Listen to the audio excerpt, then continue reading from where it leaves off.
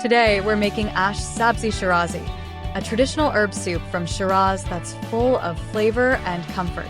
It's a classic dish that brings together fresh herbs, simple ingredients, and that cozy homemade taste everyone loves.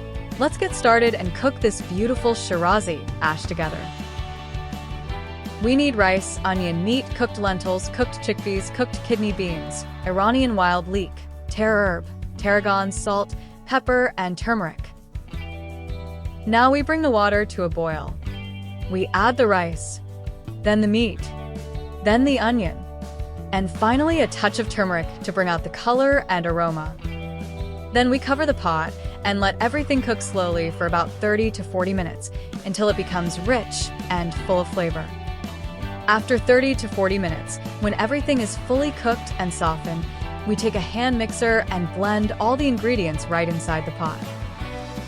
We blend it until it reaches this smooth, creamy consistency. We let it boil for 10 more minutes, then add the kidney beans, chickpeas, chopped Iranian wild leek, pepper, and salt. Then we add the tarragon and the lentils and let it cook on low heat for another 30 to 45 minutes until it's fully done and the flavors come together beautifully. At the end, we make a thick onion sauté with plenty of turmeric and add it to the pot. We let everything cook together for about 20 minutes, so the flavor settles. In my case, I used onion powder instead of fresh onions.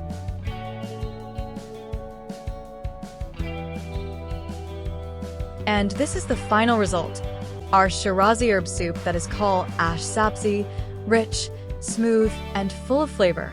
I hope you enjoy it.